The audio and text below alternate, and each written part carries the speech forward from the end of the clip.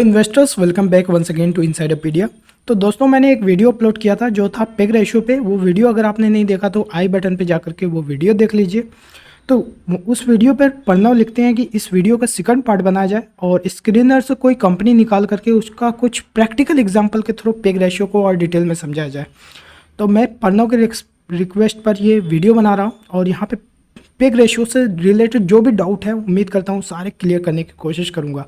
अगर आपको कोई और भी क्वेश्चन या डाउट होता है तो तुरंत कमेंट सेक्शन में लिखिए, मैं उस पर भी वीडियो बनाने की कोशिश करूँगा। तो चलिए चलते हैं, आज समझते हैं पेग रेशियो को, एक रियल एग्जांपल के थ्रू समझते हैं कि पेग रेशियो काम कैसे करता है। एक मैं रिवीजन के लिए आपको फिर से बता दूं कि पेग रेशियो में हम पीई को ग्रोथ से डिवाइड करते थे तो पेग रेशियो निकलता था, और पेग रेशियो को इस चार्ट की मदद से हम वैल्यूएशन निकालने की कोशिश करते थे। तो अगर पेग रेशियो किसी कंपनी का 1 या 1 से कम है तो उसकी अगर 15% की ग्रोथ है तो उस कंपनी से 14 से 15% का रिटर्न आराम से मिल सकता है।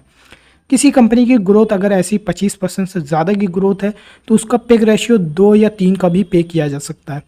तो इस तरह से हम तुरंत पी रेशियो को ग्रोथ से डिवाइड करके एक डिवीजन करना पड़ता है और तुरंत हमारा वैल्यूएशन निकल जाती है। हम इससे डिसाइड कर पाते हैं कि इससे कंपनी से हमें रिटर्न मिल पाएगा या नहीं मिल पाएगा, और अगर कंपनी ओवर वैल्यूड तो नहीं है। तो चलिए कुछ रियल एग्जांपल निकालते हैं। मैं जो भी आज कंपनी लूँगा just as a for example है, कोई भी कंपनी जो है मेरे पोर्टफोलियो में नहीं है। तो अगर कोई इन्वेस्टमेंट डिसीजन लो तो करना हो तो आप जो है पहले इसका ड्यू डिलिजेंस करिए, फिर जो है इन्वेस्टमेंट डिसीजन लीजिएगा। तो पहली कंपनी हम लेते हैं लक्स इंडस्ट्रियल लिमिटेड।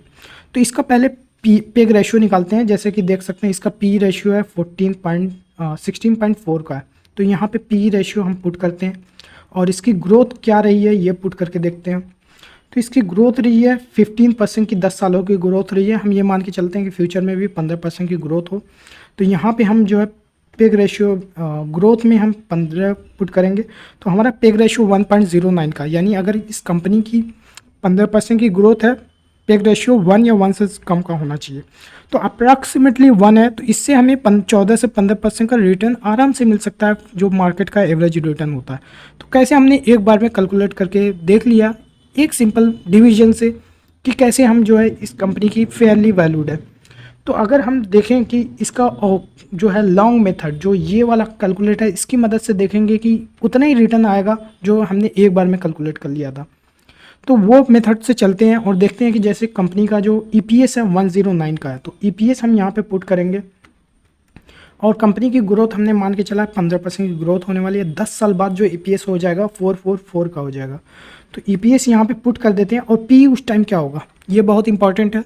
तो मैं ये मान के चलता हूँ कि जो आज P है 15 का, ग्रोथ फ्यूचर में भी जो है P 15 का ही होगा। तो उस टाइम शेयर प्राइस जो है जो डायरेक्टली प्रोपोर्शनल है, EPS को PE से मल्टीप्लाई कर दो तो शेयर प्राइस निकल के आ जाता है। तो फाइनल जो अमाउंट होगा आफ्टर 10 ईयर्स जो हमारा 6661 का हो जाएगा, यानी 6661 रुपये का। और इनिशियल अमाउंट जो आज का शेयर प्राइस ये पुट करेंगे, 10 साल का हॉरिजॉन ऑलरेडी दिया है तो CAGR निकल के आ जाएगा। तो इनिशियल अमाउंट यानी आज का शेयर प्राइस यहाँ पे पुट करते हैं 1800 रुपये का शेयर प्राइस। तो और फ्यूचर में 6000 का शेयर प्राइस होता है तो हमें 14% का रिटर्न इस कंपनी से मिल जाएगा। तो कैसे देखा कि हमने पेग रेशियो से बस एक डिवीजन करके देख लिया था, और ये कितनी भी ग्रोथ 25-30% की ग्रोथ है तो भी हम पेग रेशियो से ये निकाल सकते हैं कि कंपनी से कितना रिटर्न मिल पाएगा। तो अभी अब चलते हैं तो कुछ ऐसी कंपनी निकालते हैं जो बहुत हाई ग्रोथ कंपनी हो। जैसे मेरे एक कंपनी है clean science and technology limited, जो कि एक केमिकल स्पेस की कंपनी है जिसका पी काफ़ी हाई है, 75 का पी है। तो इसका पहले पेग रेशियो निकालते हैं कि क्या पेग रेशियो है। तो पेग रेशियो यहाँ पे पुट करते हैं, पेग रेशियो 75 का पेग पी है और इसका जो ग्रोथ है पास्ट में क्या ग्रोथ है 29% का CAGR 5 सालों से, और 3 सालों से 20% का, लास्ट ईयर भी 42% का CAGR। ये मान के चल सकते हैं कि ये 25% वाली कैटेगरी में आएगा, इस कैटेगरी में आ रहा है। तो 25% से ज़्यादा की ग्रोथ है पिछले 5 सालों में। तो ये मान के चलते हैं कि फ्यूचर में भी जो है 25% की ग्रोथ ये कंटिन्यू करेगा।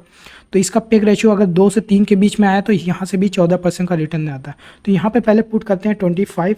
तो यहाँ पे पेग रेशियो निकल के आ रहा है 3 पॉइंट, तो यहाँ पे आ रहा है 3 के आसपास पेग रेशियो है। तो यहाँ पे 25% की ग्रोथ है, यानी 14 से 15% रिटर्न यहाँ से भी हमें कंपनी का मिल सकता है। यानी कंपनी अगर 25% की ग्रोथ अचीव करे तो ये फेयरली वैल्यूड है, यहाँ से 14 to 15% रिटर्न हमें आराम से मिल सकता है। अब चलते हैं थोड़ा लॉन्ग वाले मेथड पे चलते हैं और देखते हैं कि कैसे इसको कैलकुलेट करके निकालते हैं।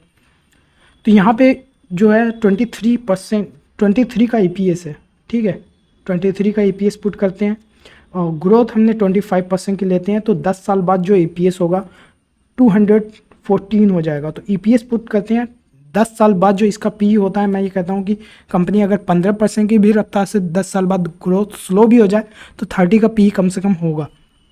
तो इसका शेयर प्राइस 6400 होगा आफ्टर 10 ईयर्स, और 10 साल बाद ये CAGR निकल के आ जाएगा। तो आज का शेयर प्राइस यहाँ पे पुट करते हैं, क्या है आज का शेयर प्राइस, तो यहाँ पे शेयर प्राइस है 1736। तो ये पुट करते हैं शेयर प्राइस आज का, तो यहाँ से भी 13.99 यानी 14% का रिटर्न हमें यहाँ से भी मिल सकेगा।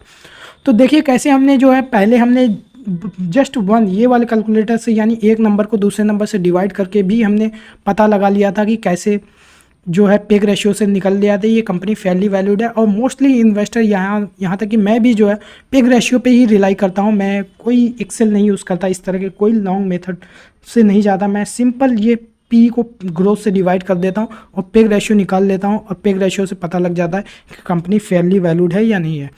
और चाहे तो इस मेथड से भी जा सकते हैं जो कि काफ़ी लेंदी मेथड है। पहले हमें फोरकास्ट करना पड़ता है ग्रोथ के साथ, फिर उस टाइम का पी निकालना पड़ता है, फिर जो है हम उस जो है उसको कर करके हमें CAGR कैलकुलेट करते हैं। और यहाँ से हम डायरेक्टली ऐसे देख लेते हैं कि 2 से 3 का बीच का पेग रेशियो है तो 14 से 15% रिटर्न मिल जाएगा। तो ये था एक straight forward method peg ratio का। उम्मीद करता हूँ सारे पेग रेशियो के डाउट क्लियर हो गए होंगे, और जो है प्रैक्टिकल एग्जांपल के थ्रू भी हमने समझ लिया कि पेग रेशियो कैसे हमारा कितना टाइम बचा देता है। हम फिंगर टिप्स कैलकुलेट करके किसी कंपनी की वैल्यूएशन निकालते थे, और मोस्टली इन्वेस्टर जो है फिंगर टिप्स कैलकुलेशन पे ही रिलाई करते हैं, वो इससे पेग रेशियो की मदद से। तो इसके अलावा कुछ और समझ में आना हो तो कमेंट सेक्शन में लिख करके बताएं, उसको भी हम जो है शॉर्ट आउट करने की कोशिश करेंगे। फिर मिलेंगे नए वीडियो में, तब तक के लिए हमारे चैनल को सब्सक्राइब कर लीजिए। वीडियो लाइक करा तो जो है वीडियो अच्छा लगा तो लाइक करें। इस तरह के वीडियो हम कंटेंट फंडामेंटल एनालिसिस पे देते रहते हैं। Have a good day.